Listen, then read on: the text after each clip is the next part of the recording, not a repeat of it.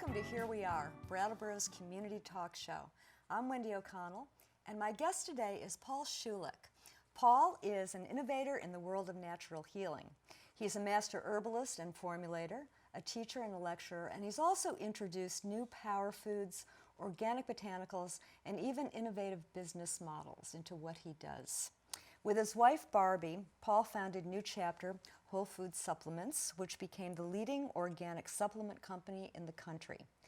The Schulicks are poised to launch For the Biome, which is their new venture in skincare products. Welcome, Paul. Thank you, Wendy. It's a real pleasure to be here. It's great to have you on. Thank you. Yes, see your smiling face. The smile attracts the smile. Yes, it does. That's the way we're wired. It does, it does.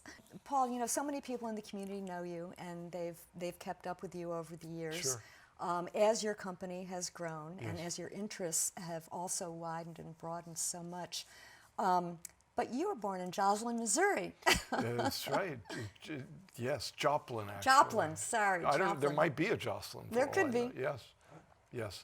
In 1952.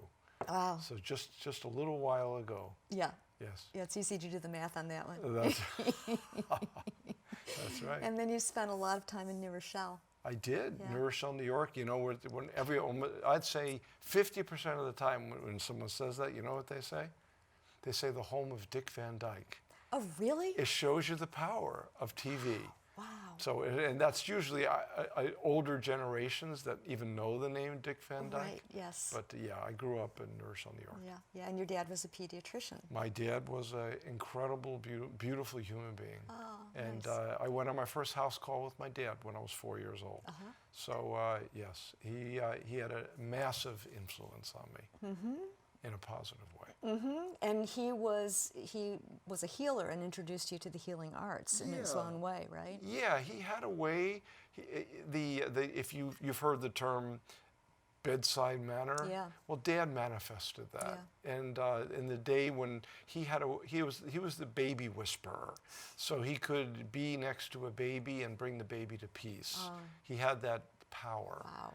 And so, yeah, he was a great guy to grow up with. Yes. And he taught me basically very early on that healing was so much more than the medicine, that the healing was in the communication. And that really is probably the most powerful of all forces that we overlook often. That's right. And when a doctor can only spend 20 or 30 seconds sometimes before they'll intervene and interrupt, it's really the listening, and Dad was a great listener.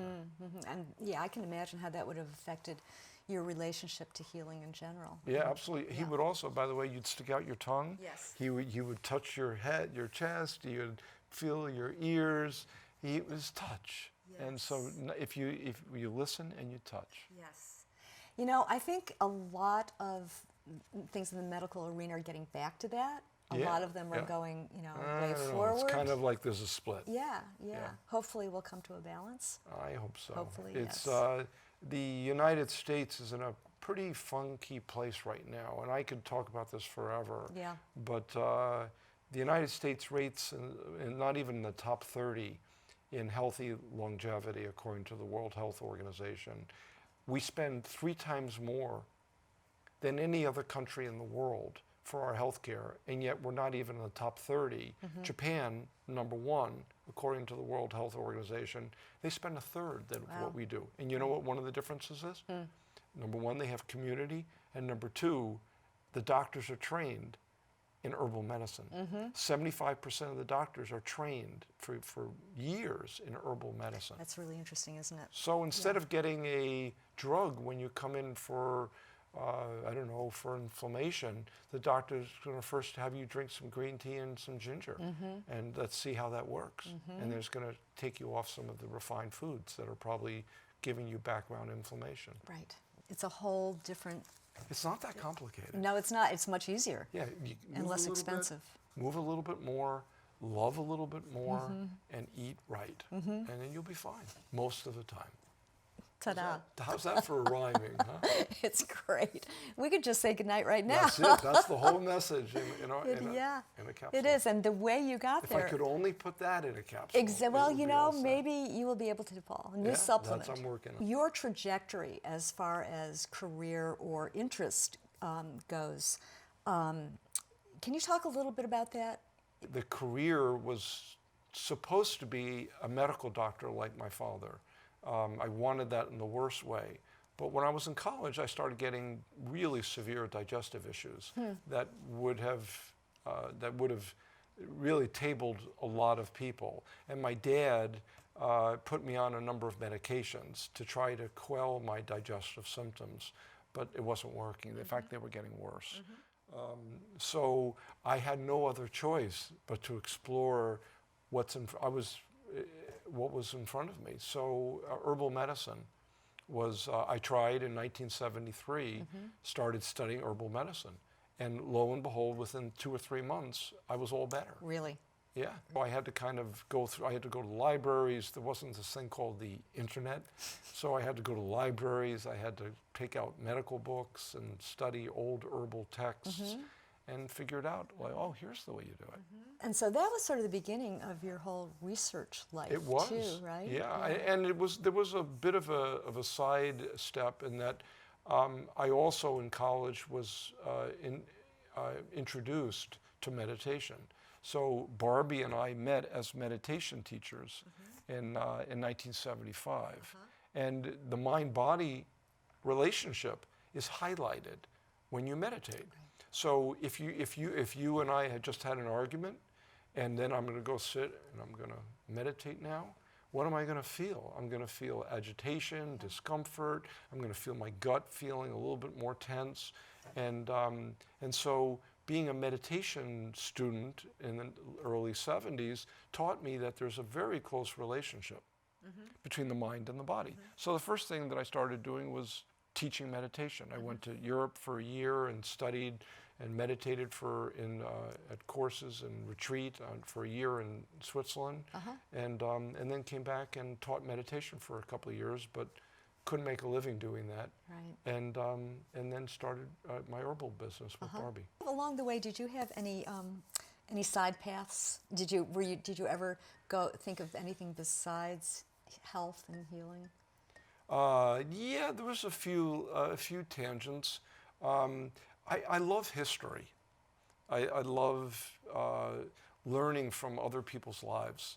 Eleanor Roosevelt said we couldn't possibly make enough mistakes ourselves. We might as well learn them from others.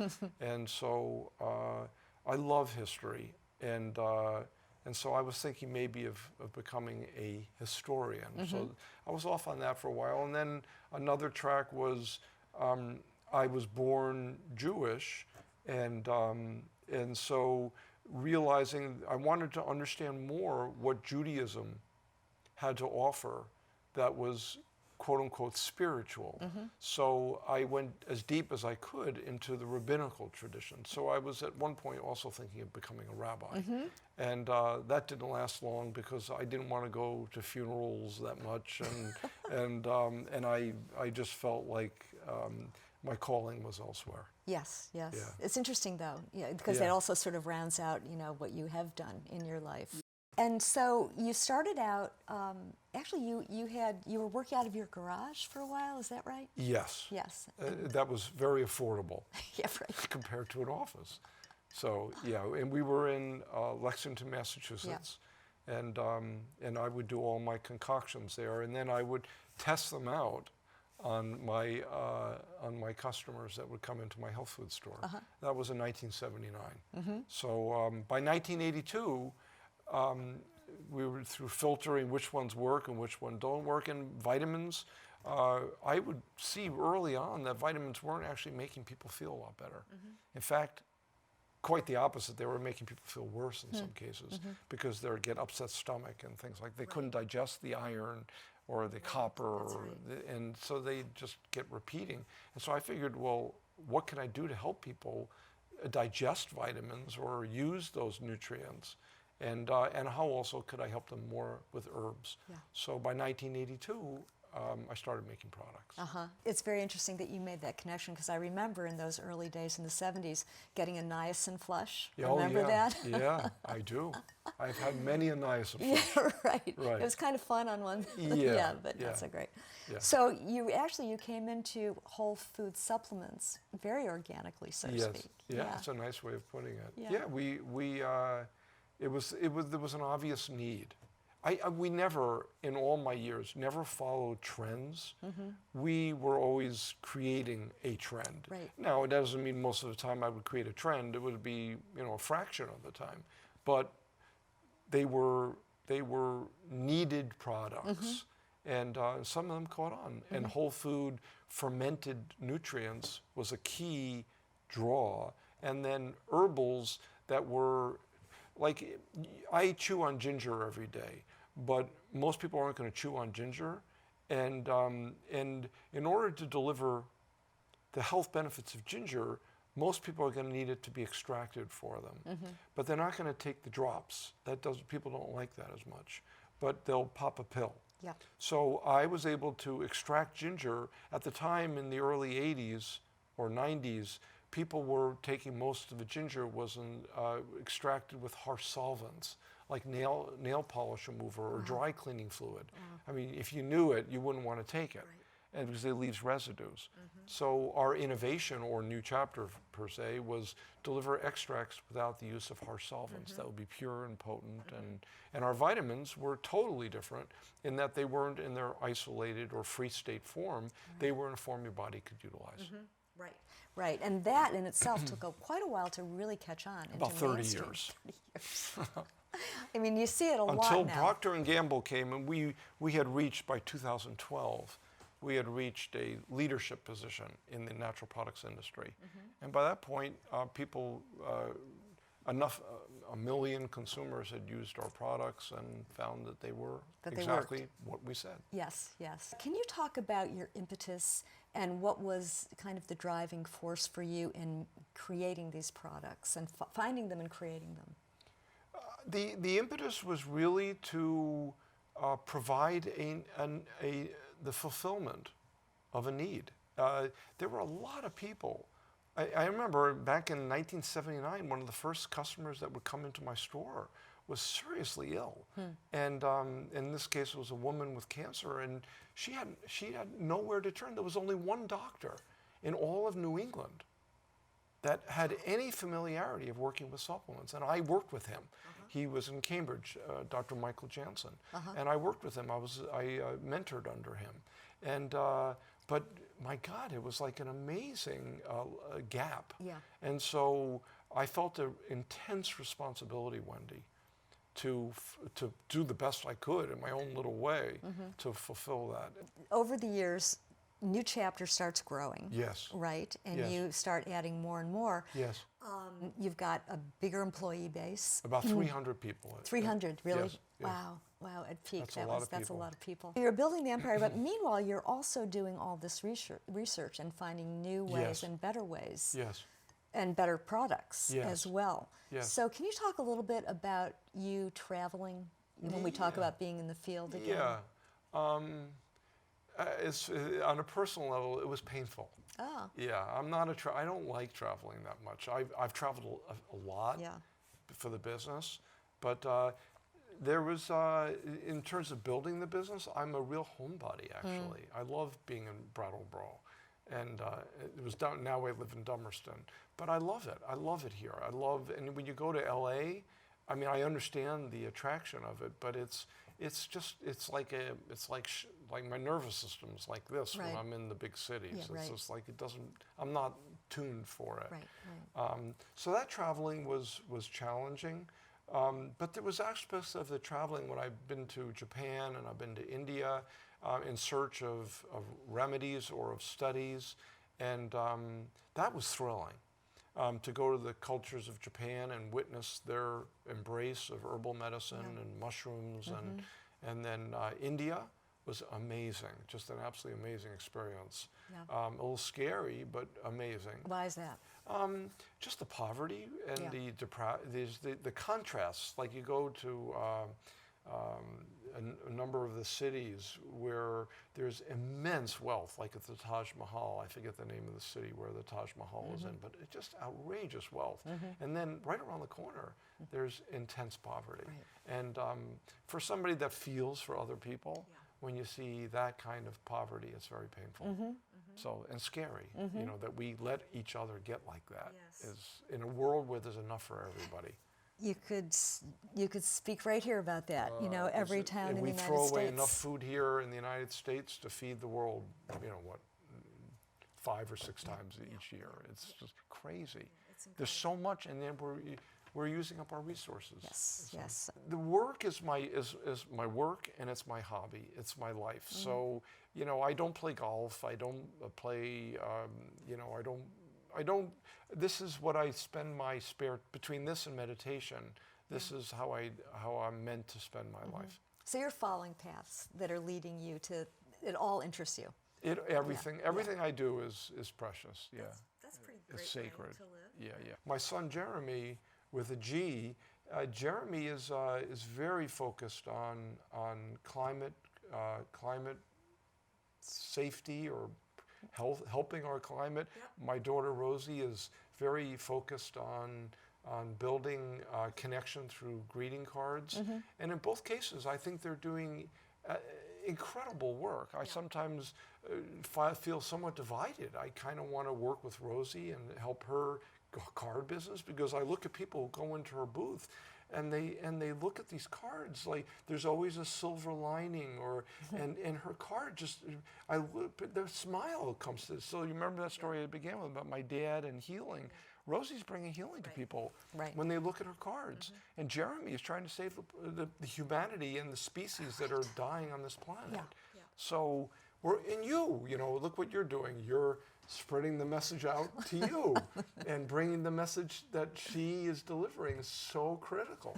So so we're all doing our own little piece. Yes, we are doing our own little pieces, and you know, yours. I think, you know, it's just so interesting how many places you've gone to, and now we should talk about. If you could talk a little bit about the biome. Yeah. If you could give us a picture of the biome. Yes. Because I think a lot of people don't know what it is, and Okay. how you are now creating a new business. So for those of you who may not be aware, a biome, spelled B-I-O-M-E.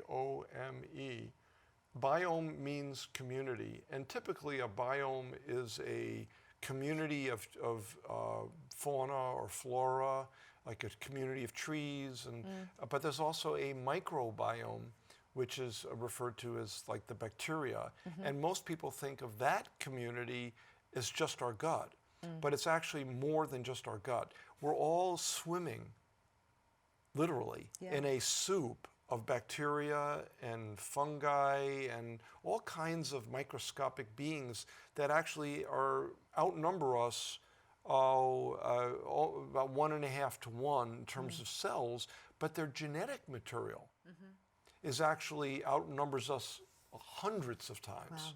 So we are vastly influenced by the soup that we live in. So it's a long way of saying biome is a community, and my attention from the beginning of New Chapter was on probiotic products. I realized that because I had such severe digestive issues, I realized that I was only going to be healthy if I tended to my digestion, and a lot of that was creating a healthy community living inside of me, and that was farming the right bacteria. And when you go through stress, and I had multiple encounters with antibiotics growing up, as almost all of us do, and so it's like planting a nuclear bomb in your digestive system, which can really be profoundly disruptive, as it was for me. So biome, the new enterprise, is about being sensitive to the microbiome within us and around us, and then the macrobiome, which is our globe. And so if I use herbs like chamomile, for example, to help soothe and heal the skin or help soothe and heal your digestive system, I want to be sure that the chamomile is coming from a good place, Right. where the men and women that are harvesting it are not being abused, or even if it's organic, you want to be sure that the product is being harvested properly, and then also you want to be sure that it's extracted properly. So that's all part of biomic consideration. It's a good word. Yeah, it is. And then the other piece is that not only that, but to recognize that the bacteria, for example, most people have heard of lactobacillus, like that's one of the families that makes our yogurt, for example, or our sauerkraut and so forth. Well, lactobacillus have certain species, like for example, Reuteri produces a molecule that you've probably heard of. I'll give you a little test. You ready? Yeah. It's called oxytocin. Have Yes. you heard about it? Yes, I sure have. Okay. Yes. Yeah. So you know oxytocin is the molecule of connection. And so when I think of oxytocin and I think of communicating with you, the listener, I think of a feeling of warmth, of love, and all of my defenses go down because I feel trust. And my body, my dopamine, my serotonin, all start rising. And all of the signs that my blood pressure drops into a healthy level, all those things happen. So if you can farm the right communities of these allies or opponents, you want to limit them. You don't want to get rid of your opponents, no more than you want to get rid of wolves and sharks. And you need sharks, you need wolves, but you have to keep them at bay with the others. So my philosophy in building the next enterprise was to highlight the biome, both the global biome and the microbiome. And then to realize that there's, for example, on the skin, which is my newest product launching, will be to recognize this aspect which I'm calling sentient skin care. And sentient, if you look it up in the dictionary, it means the ability to perceive or feel.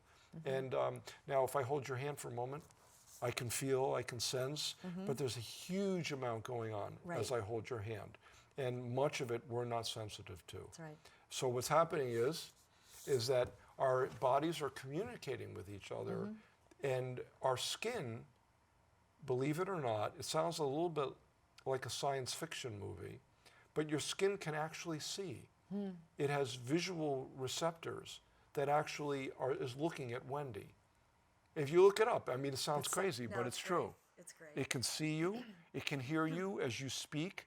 The subtle vibrations are touching my skin, and things like called Merkel cells, they're titillating, they're vibrating, and they're saying, oh, Wendy's good. Wendy's safe. I'm in good shape. And so all that's happening if you're sensitive to it. Right. And your skin can smell. So not only does your nose smell, but your skin, I mean it's not like your skin has a bad odor. Your skin can actually have receptors which can pick up the sense. And so the skin is referred to as a third brain. And when it's in harmony with your microbiome that's on the skin and in the skin, then you're in an optimal state of beauty or of health. That's beautiful. That's great. It certainly widens our perception, which is what we're after. That's right? it. That's the name of the game. It is. So, Paul, New Chapter was innovative and successful for 30 some odd years. Right. And then you sold it in 2012. Correct. I actually didn't want to sell it. I don't know how many people knew that, but Barbie and I didn't want to sell it. But we had partners who did want to sell it. So it's a partnership. And it's hard to go ahead with a venture if half of your your owners want to sell and half of them don't. So we ended up going through a sales process, and we had like 100 suitors. It was an incredible year or two, and from all over the world, actually. And the way that the deal was structured, whoever bid the highest amount would get the prize. And Procter Gamble had interviewed or looked at, I don't know, close to 20 other companies in the sector, and they chose New Chapter to be their entry into dietary supplements. And there was a lot of brilliant people there. that is, it's impressive. Mm-hmm. And I was able to do some really, really wonderful work with some of their scientists. Mm-hmm. And I think of some just amazing people. And they were able to confirm, like, for example, that our reishi was actually, when I say our, when I was there, that the source that I had chosen for reishi was actually the real thing. And these are mushrooms. These are yes, mushrooms, right? So, for example, reishi is the most popular mushroom, one of the most popular mushrooms in the world for its healing benefits. And so 75% of that mushroom that's on the U.S. market is not even reishi. So Procter Gamble set out to confirm that ours at New Chapter was in fact the real deal, and it is, or it was. So that was thrilling. That was amazing work. And then they also did some electron microscopy work, where they were able to look at a molecular level, or a very, very, very highly magnified level, look at what happens pre and post fermentation, and that was thrilling. So there was some really remarkable work that was being done, and I was honored to be part of it. But it was time for me and Barbie to move on, because we had our own innovation plans and our own strategies to move forward with. So here's a tricky question for you. Yes. I guess maybe not, but I'm really curious as to what your I don't know about your vision, but what your core hope is for healthy humans on the planet. It's an interesting thing, because I mentioned earlier my relationship with my two children, and they're for me represent the hope for the future, the ability to immediately evoke a positive emotional state of hope and of upliftment, like what Rosie does, and then with Jeremy, the hope that we will wake up, that our activities every day as humans greatly impact the health of all these species on the planet, including ourselves.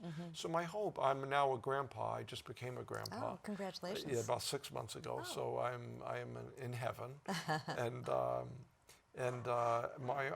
my hope is that my granddaughter Cordelia will be able to experience the birds and the bees and the plants and all these beautiful things that I experienced as a child, that she'll have that same joy. And unless we make our radical move now,